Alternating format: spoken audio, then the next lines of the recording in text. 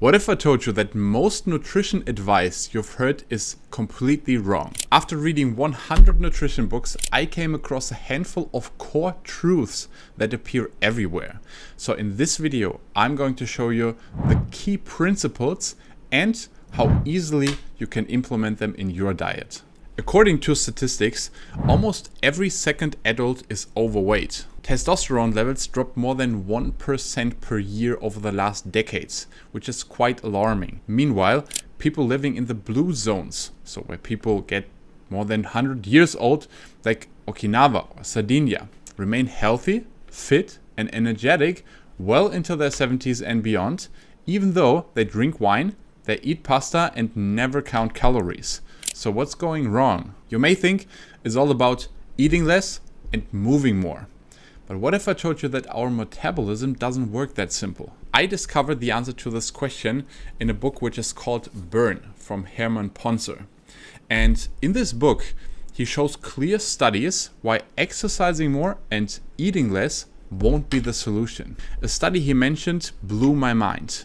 They enrolled men and women who never exercised before into a year-long program to train them to run a half marathon.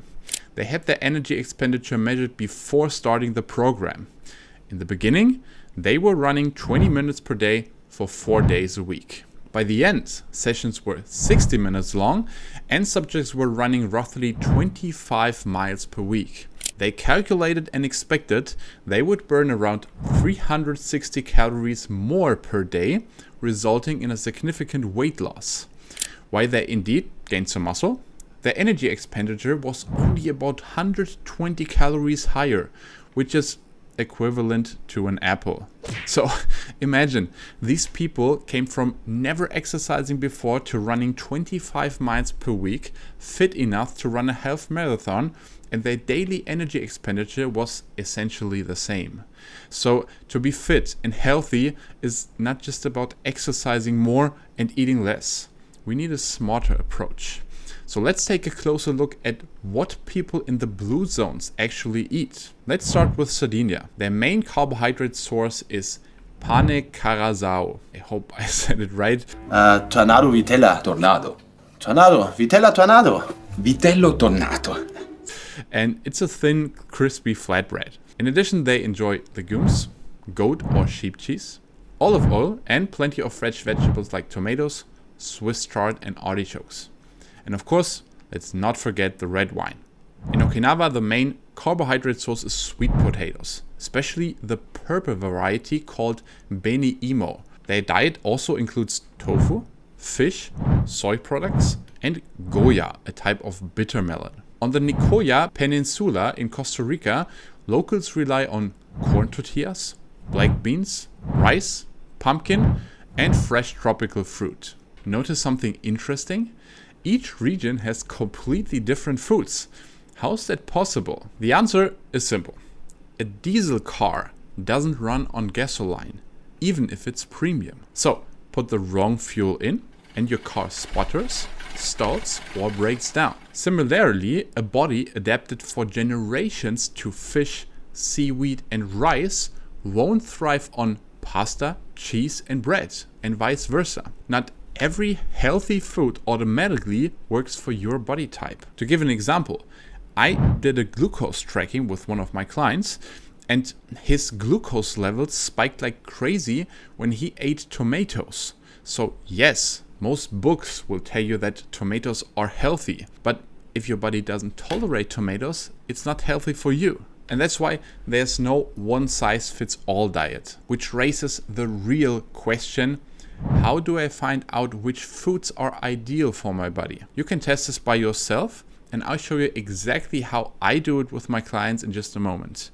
Let me explain it to you with a real example from one of my clients. My client Christian was for years extremely careful with his nutrition. He ordered a weekly box of fresh vegetables from a local farm. He ate plenty of natural proteins from fish and meat and tried to avoid processed foods almost completely.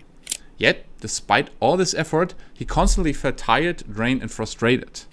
And no matter what, that stubborn belly fat wouldn't budge. So what's really going on? I found the answer in an eye-opening book, which is called The Mind-Gut Connection by Amarin Meyer.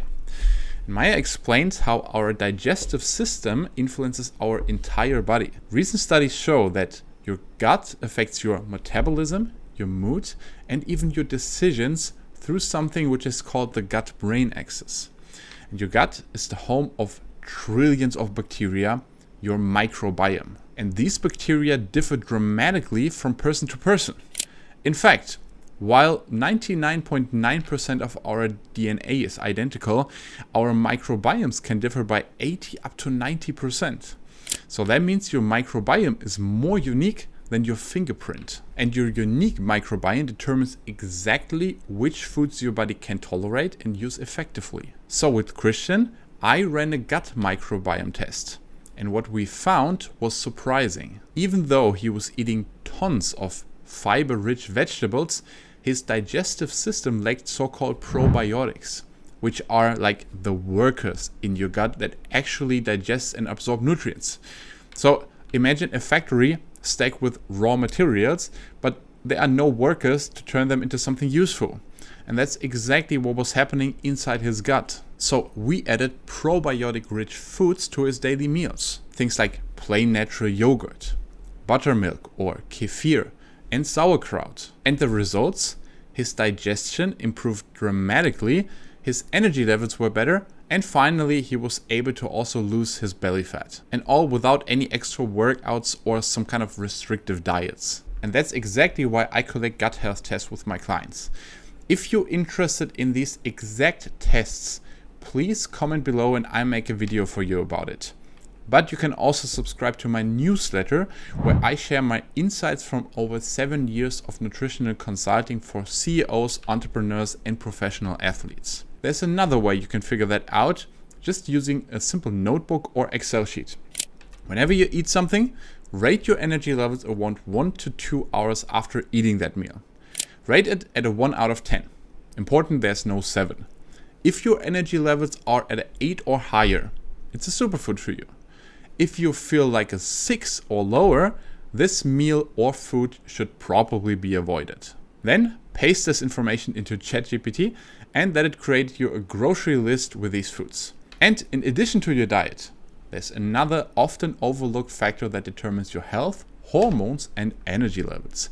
So watch this video next, where I show you how to get so energized you forget coffee even exists. And of course, if you like that video, if you got some value out of it, give it a thumbs up, subscribe to that channel. This will help the algorithm. Thank you in advance.